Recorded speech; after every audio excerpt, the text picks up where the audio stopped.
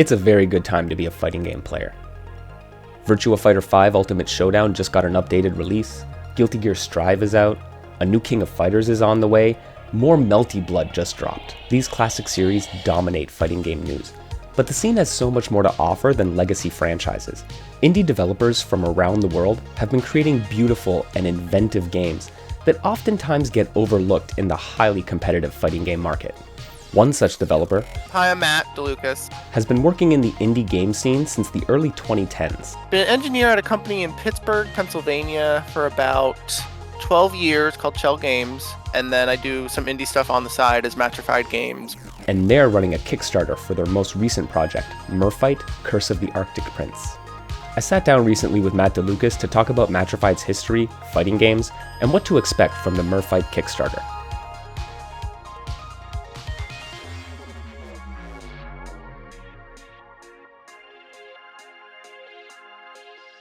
How did you get into video game development? Like, where did that begin with you?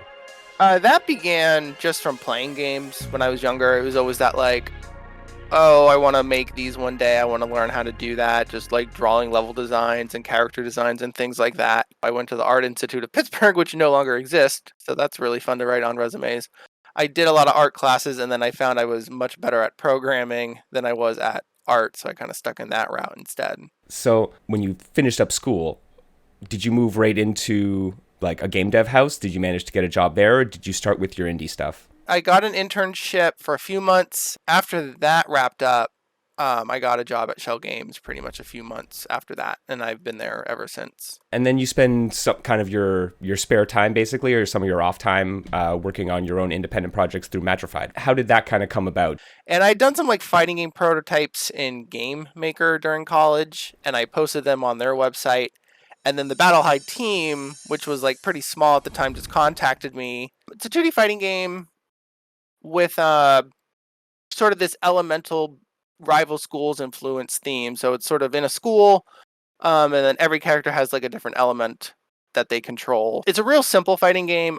It's just the 4-button fighter, and it's the first time I introduced like the whole rush canceling mechanic, so you can dash out of basic attacks and jumping and things like that. And then I helped them do a few Game Maker related things, and then that's when the Xbox Live Indie Games things was around. So I was like, oh, I can help like port this game to that if you guys are interested, and we can kind of work on that. In what is a bit of a staple of Mattrified's design ethos, Battle High is a fairly approachable fighter, which has some remarkable depth to its systems, if you're able to master them. Mattrified Games would continue to work on Battle High, releasing the game on multiple platforms, all culminating with its final update, including new playable characters, called Battle High 2 A+. With the Battle High project wrapped up and Matt having earned his indie game bona fides, he started looking towards his next project. Enter Merfight, Curse of the Arctic Prince. So obviously there are some through lines from Battle High into Merfight then, as you said, with some of the meter management and some of the systems there. That's what we're really here to talk about, right? It's about Merfight. So tell me about the Curse of the Arctic Prince. Merfight is sort of my first like original thing, because like Battle High, it was like already sort of not entirely mine, so I wanted to do something 100% mine, because I think I was going for something approachable and different, and by different I mean sort of more in the theming than anything. But I think the approachable thing is sort of the main one. Accessible is kind of a not a dirty word. I just think it's kind of gotten overused lately, and it means so many things in development. It can mean, colorblind, accessibility, language, font size. There's just so many things. I kind of feel the thing I try to do with Merfight is what I call pick up and playability. Like, can someone who just like has never played the genre or just doesn't play games a lot pick it up and have some level of success? I know there's a lot of complaints in the genre of like, oh, they dumbed this down, and it's like, oh, now anyone can do it. And it's like, no matter how accessible I make it, someone with good fundamentals is still probably going to win. So that's sort of what I was going with that. But approachability and then just kind of being something a little different is all I'm really going for in terms of my design philosophy. For Merfight, you've actually done something really interesting with the input system. You've tried to use lenient inputs where you can just use directional and an attack to do specials, or you can use the full special attack. What was the kind of inspiration for that? What I wanted to do with this is I was like, well, what if there was a game that just let you kind of get away with both? that like, yeah, if you try to do the traditional input and you just don't do it quite right, but you get like the last part right, it just still triggers and sets off. It allows people to try to learn. Like, yeah, you want to do the traditional ones because you'll get extra meter and a bonus for it, but you don't have to do that. You could just do like the simple one. So as a way, it's like kind of like a learning, like a way to ease yourself into those learning those motions for other games that require them. So that helps players kind of get into the game. But there's a lot in Merfight that is on offer for, players who want to go much more technical. So what are some of those other systems that you've introduced in Merfight? So there's the whole pop system, which is essentially just similar to Battle High's Rush Cancel, but essentially just lets you cancel like any attack into just like a simple dash or a simple jump and then continue attacking to extend combos.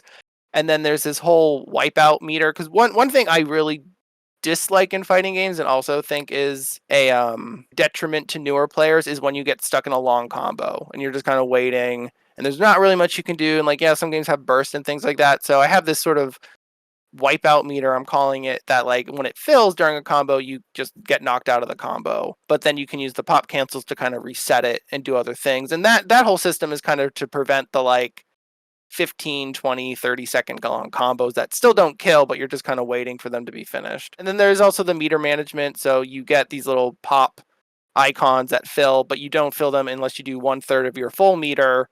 So if your meter is full, but you don't have any more of those pops, you won't earn any more until you use some meter and then refill it. I love the way that all of these tools kind of interact with the meter system, right? Where like you can't earn more pop cancels if you have full resources, so it encourages you to use your resources more and do more varied stuff. I think it's a really interesting idea that you might not necessarily see if you look at the game and you're like, hey, it's a 4-button fighter with lenient inputs. A lot of people see that and say, no, not my thing, right? And Yeah. it's like, I like to think on the surface, I definitely feel that is definitely probably a first impression a lot of people have, but it's I hope people at least give it a try and see that it can be a little more than that. for fighting game fans who do choose to dive into Merfight, they'll find that it is in fact so much more than all that. Mattrified Games is building out substantial single-player content with thoughtfully made story and arcade modes, as well as training tools that teach players how to play and how to improve. Matt also recognizes the importance of the community part of fighting game community. Merfight's online modes use rollback netcode for the best netplay experience and to make the player pool as large as possible. 8-player lobbies are also available for those all-important community sessions. Mattrified Games has gone to great lengths to make sure everyone can enjoy the game either alone or with friends. Creating such a comprehensive package is not easy or cheap. So how does Matt plan to get this game across the finish line? Indie game dev is tough, it's expensive, it takes a long time, right? So you need to be able to support that, and you've decided to go the Kickstarter route for Merfight. Some other devs go for, they just shop the demo around to publishers, or they might use Indiegogo or try to fund it through Patreon. Why did you choose Kickstarter for this Merfight project? Well, I definitely didn't want to go the publisher route. I started doing it. I had like 5 characters and I was showing it off at shows.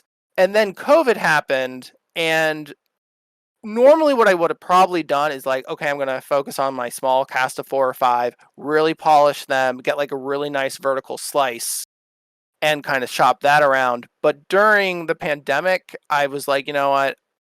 In my spare time while being in my apartment all the time, I'm going to work on the concepts and the aspects that I enjoy the most. And that was the character development. So I ended up just like filling out my cast.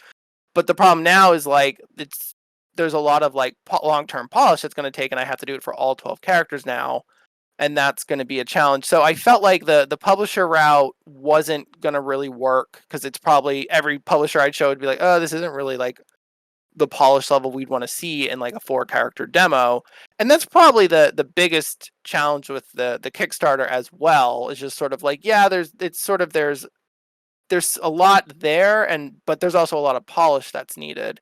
And I'm confident I can do that polish. But because it's my first Kickstarter, that's why I'm just focusing on the VO.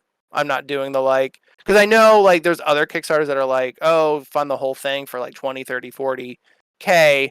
And I feel like I'm at a point where I'm like, yeah, I could finish this without that much funding. It's just this sort of final VO lump sum is really what I want to fund. I'd rather go for something small and what I feel is achievable than just make like my first one super big and it not really go anywhere. What are your thoughts on like what's required out of voiceover work? Like, why is that so important to really get? I think it helps give like a voice to the characters and makes them more alive. It feels like audio is a really neglected part of game development sometimes. In general, I think getting that VO in there will make the characters feel more alive and help make their personalities more stand out more. Okay, I have these characters and they might look interesting, but you don't really know much about them. Obviously, some more animations like wind pose animations will help with that also, and the story mode stuff, but I think the VO is sort of like one of the biggest things that will help. I think gives a lot of personality to a character that a lot of people might overlook, but they notice if there's nothing there. What are you most excited about in terms of seeing the voiceover stuff get completed? In Battle High, I had that very like characters say a thing like every attack. Think that! See this? Here comes the pain! And we kind of want to go a little more subtle with Merfight, where they're not saying their move names like every single attack. But the hope is to just bring the characters to life more in a way that, win quotes and story mode stuff can't quite do.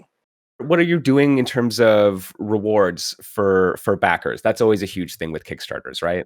I'm not doing any physical rewards as a solo person. I don't, and I've always heard horror stories with them. You like a bunch of people get shirts, and then you find out, oh, I got X amount and I had to use half of it just to buy and ship out all these shirts that people ordered. But the main rewards I'm doing are all digital. So there's obviously, your basic like a thank you and in the credits, and then your copies of the game. The ability to design an alternate color is one of them. The ability to design an alternate costume, and then finally have an NPC in the background designed off whoever you want or yourself in a the Mer theme setting. A lot of people are already asking like, well, what's the hit, startup on this attack and how active and the, is it plus or minus? So I was going to do a little ebook that's like, here's all that frame data illustrated and try to make that look really nice. So that was another add-on. And then the final one though is very highly priced because doing a whole new character of the game based on someone that's actually twice of the funding goal right now because would be very big, but I was kind of like, it was one of those like, I'm curious if anyone will do this. I have plans to lower that one later, possibly. So that's a little hint for later, but I'm thinking that over. And that was another thing with Kickstarter in general. Like, how do you price your rewards? How do you do all that? It always feels so varied. That's always a challenge. The price I have on Kickstarter for a copy of the game is probably going to be very close to the actual launch price. Post Kickstarter, I want to do early access on Steam, like early 2022. And the hope with that is to get more like gameplay specific feedback. But most of all, during that final year of development is to just focus on the story mode content and polish. And then polish includes like doing all the audio, getting the voice work in, possibly updating and changing the shader. Like there's a lot to do.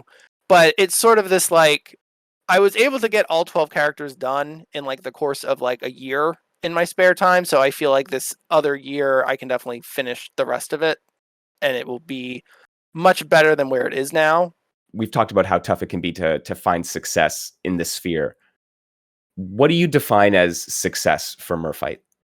Success for me is, I release it and it creates a audience that not necessarily a big one, but just one that enjoys the game enough and is excited for new content for it and would look forward to a sequel for it. I know it's never going to probably reach the level of like Street Fighter where it's, at $1 million tournaments and all that. Like that'd be great. But that's not really my goal. Like I'd rather build a small, passionate audience that really enjoys it than like a massive audience that is angry every time I do an update that they don't like 100% or something. Yeah, for me right now, especially because of some of the ways and approaches, it's mostly just to break even on the cost is kind of my return on investment goal. And then the hope that I build an audience that is excited for my next project or sequel to the game. If making money and like trying to get like this big giant huge audience was like my number one goal, I don't think I'd probably be doing fighting games as much as I love them because they are just they're very hard to break into, and there's so much competition, and there's such high expectations. Like a lot of other fighting games, I want it to be sort of a long burn. I don't want to just be like, oh, I did this Merfight game, and then I never touch it again. It's like, no, the cast is launching with 12, but I want to do way more than that over time. I'm not a 2D pixel artist, which is why I haven't been able to support Battle High as well as I'd want. I want to support this game much longer and hopefully help it grow. And even if that community stays relatively small, like, I'm okay with that as long as they're enjoying the game. Merfight is coming along swimmingly. The game has a unique style, mechanics that really empower players to be creative, and some deep lore to go along with it. If any of this sounds interesting to you, and you want to help bring a voice to the game, you can support the Merfight Curse of the Arctic Prince Kickstarter until Thursday, October 14th. Many thanks to Matt DeLucas for taking the time out of his day to sit down with me and talk about his fishy fighter and his indie game dev history. Stay safe out there, everyone. I'll see you in the bracket.